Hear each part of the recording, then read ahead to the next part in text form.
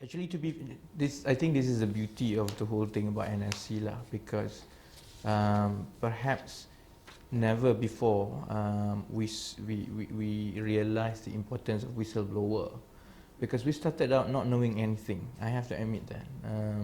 All we had was some public documents available through public searches, and our two objections initially were only on the fact that it was given to a company owned by a minister's family with no prior background in the industry. That's number one. Number two, the fact that they didn't meet the target despite having 2-3 years already. So it was actually nothing detailed. All the juicy exposés, for example, we didn't have it.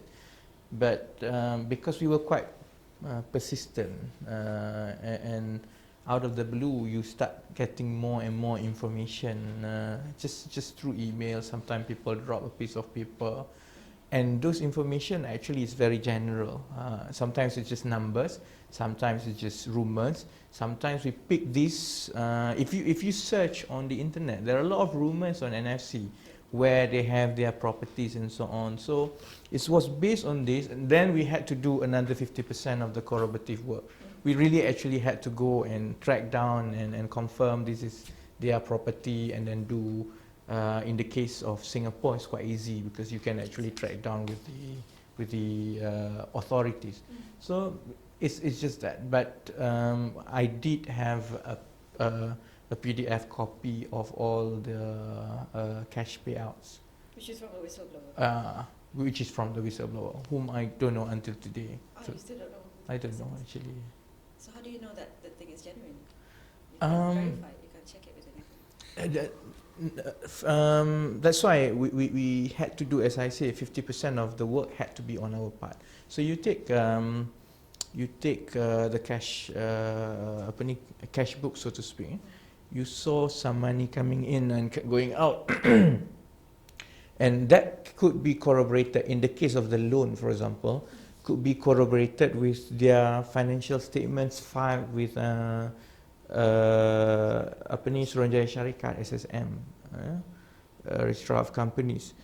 Likewise, from those cash payments, we saw, I think, 4 payments to Bandaraya Development, BDRB. It was a mistake because they actually put one Menerong there.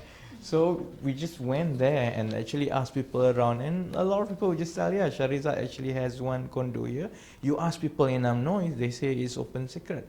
So another 15 or 20% of it is actually your gut feeling and the risk that we took. We took the risk when we came forward and say that, okay, we have evidence so and so, because if you want to have complete documents, I don't think you will ever get everything lah. But as you keep doing exposés one after another, there's no objection from them. In fact, they admitted some of these things. So I think that really confirmed that the cash book that the whistleblower provided to us was genuine. And from there, it's just a question of picking big items, and the ones that we can corroborate, we'll expose. If we don't have second or third documentary evidence, then we can't do anything about it. When did you get the PDF file actually? Was it before the AG report came out? After. It's all after. You see, it's chronologically, you know, we've been talking about NFC, I think, even from 2010, but it never caught fire. And back then, it's always a question of how can you take 250 million and give it to a minister's family. When AG report came this year, and it didn't really, true enough, it didn't really specifically mention about misappropriation at NFC, but it confirmed that it didn't meet the target. The one I admitted. And then the next day after AG's report came out, Tan Sri Azmi Khalid, chairman of PAC, actually made a statement that PAC will have a look at this. So we panicked. I had to admit, we were panicking. We were like, okay, if they call us and we don't have anything, and you know, it looked really bad on us. So that's when I said, okay lah, you know, the least we could do, to be fair, is to go down and check on the farm itself. So that's where I went. Yelah, menyamar semua tu orang marah lah because we menyamar as toke lembu trying to buy lembu lah. So we had some interviews with the people working there, and then we realized that actually they only have about at that time they only have about 1,000 plus cows, and so at that time it was only a question of target. And then the next day, Datuk Seri Noh Omar went to Parliament and announced that it was a success, and just by achieving about 8,000 plus cattle reared in 3 years. So again, we were panicking because you had to challenge, and from talking to the people on the ground, they say that at any particular moment they only have 1,000 plus. So we did again some searches, and we found this document from veterinary department that specifically put the target. It was after that, it was after we challenged Noh Omar's assertion that the target was met, that people started to come forward. So that was a turning point. If Noh Omar hadn't gone to Parliament and said that 8,000 plus cattle was a national success, it could have died there. But the rest, I think, it's just follow through from there. And we still continue to get all these pointers. Please check over there, please check over here. It's just that I don't have a PI agency, so I can't do all this, you know. So it's a bit of theatrics as well. When you actually came up with it, it sounded like you've got a whole dossier of documents to prove it.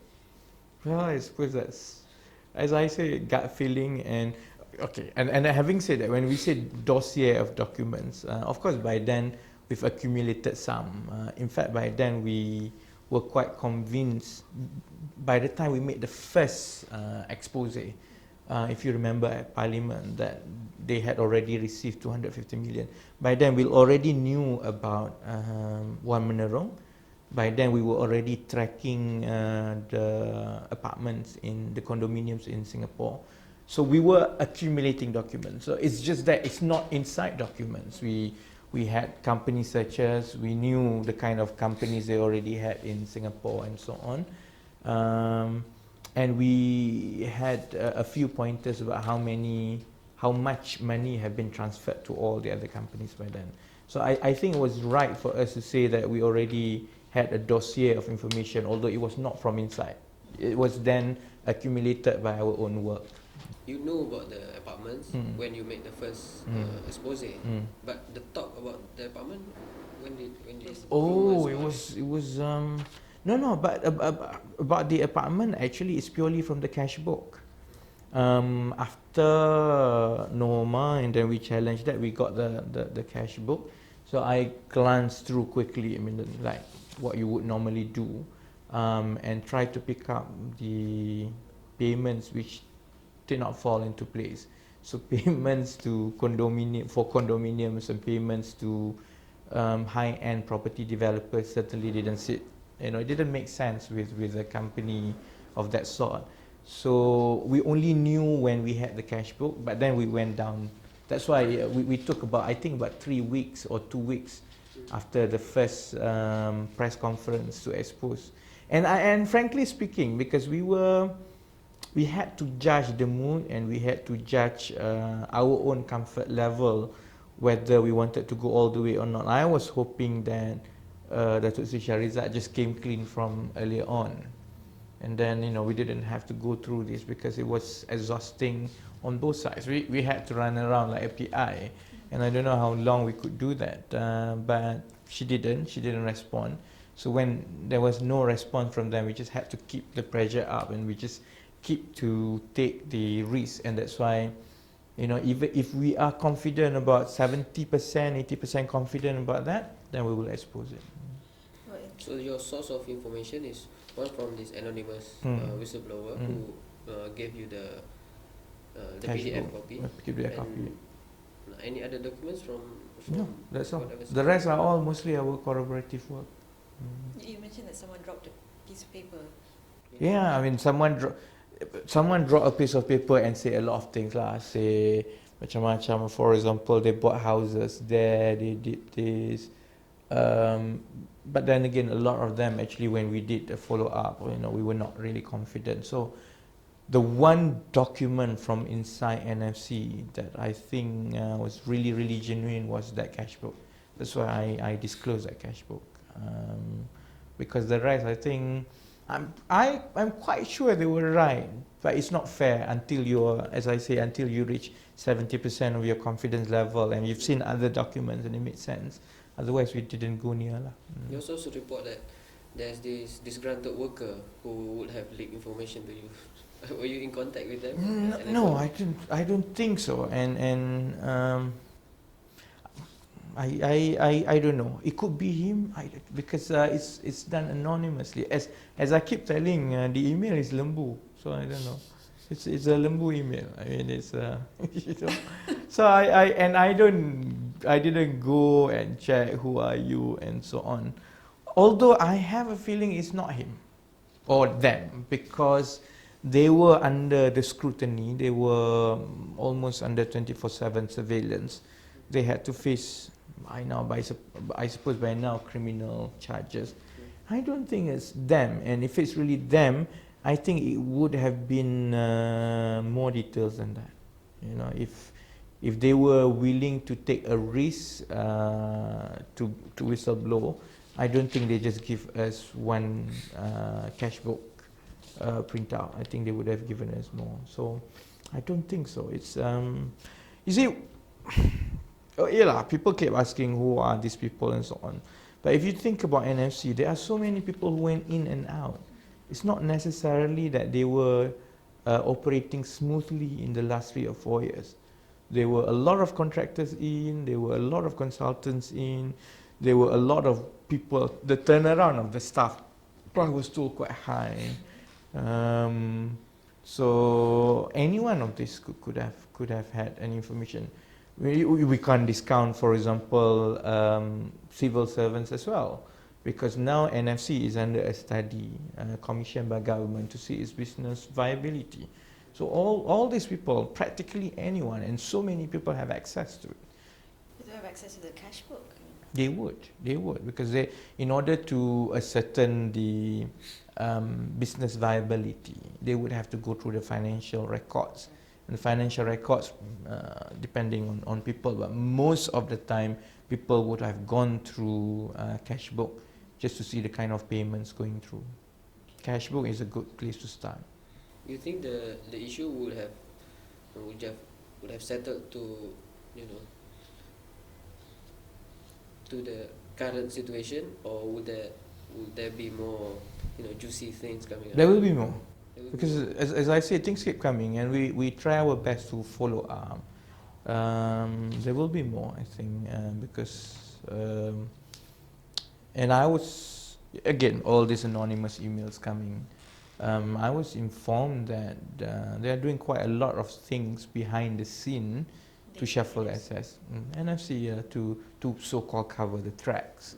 So there could be some transfer of assets, there could be some corporate restructuring, because I don't think they bother anymore about opposition supporters or people who have made up their mind by NFC. They're quite concerned about their own supporters. UMNO now, so I think they want to make sure everything is in order, so that they can start a new media campaign and say, look, these are all lies, because in terms of company structure, they are all accountable to the government, these are not private companies, and so on. So it's not like they lay idle, they are doing a lot of things. So when so many of these things happening now, people keep coming, and there's a lot of tip-offs. And some of these actually point out to certain things that we feel that is worth sharing with the public. So it's just that it's a question of timing. We'll do it. And the question of timing sometimes is also a question of how quick we can satisfy ourselves that the information is genuine. So you continue doing this despite being sued by the family? I have not been. In fact, this morning people call and say, have you received your papers? Have the lawyers for Datuk Sri Shahrizad served the summons paper? I have not. So, and until you receive the paper, as far as I'm concerned, we will just continue. Even when I receive the paper, even if they ask for injunction, I'm sure we have to go to court and it will take some time. So I think we will just continue with exposés as we go along. Until the court tells you to stop. Until the court tells me to stop. But even if the court tells me to stop, there are always other people who can speak, you know. It doesn't have to be just me. So I don't think, you know, it's going to have any impact on the rate that we will disclose the information. So in parts you were intentionally releasing information in stages because it's a question of timing, but at the same time it's about corroborating. Precisely. So I think it's luck more than anything else. I mean, it's, but this is to me what is most interesting out of all this. Put aside the jokes about lembu and so on lah. I think people come forward a lot more readily now. And people offer information a lot more readily. And so far from all the exposés that we have done, they are all genuine information that they give. They will remain anonymous. So that means it's some kind of a culture forming up in Malaysia, which is a good thing, because that NFC should be a great reminder to anyone in public office or even government departments that I don't think they can hide things anymore. So it's a question that when information was offered to us, as you pointed out, how quickly we can verify it. But sometimes also we try to we decide when is the best timing to do it. And the longer they keep quiet, we just have to disclose. There are suggestions that the people behind this whole all the revelations are the disgruntled beef cartel. What do you comment on that? Yeah, they want NGOs. I wish. I mean, no, because I wish. I mean, I wish NGOs could raise money and pay PI to do all this investigative work. No, not at all. You know, there are certain things that I cannot disclose here because I know that police and authorities are investigating at all angles, and NFC and UMNO are really hell-bent about finding out who are the whistleblowers because they don't want to have more exposes. There are certain things from the way things are written to me that I'm sure is not either cartel, it's not the disgruntled staff or anything. But you know, I think it's best that I keep it to myself. But the story about beef cartel, I think it's taking a very ugly turn, because instead of answering the real issue of misappropriation of funds, UMNO and UMNO cannot wash his hands on this because it's their blogs, it's publication or people associated with them who openly accuse this as another racial issue, supposedly a beef cartel controlled by the non-Malays trying to sabotage a set-up by a Malay. I don't think, you know, on the ground people are really concerned, and the ones who are really angry about it, I don't think it's the beef cartel. It's actually the Malay smallholders, you know, in kampung, who know how hard it is to get 1,000 ringgit of assistance from government, and suddenly you give 250 million. So they have attempted to their very level best to turn this into a racial issue, just like any other things. But fortunately, I don't think it's gaining ground.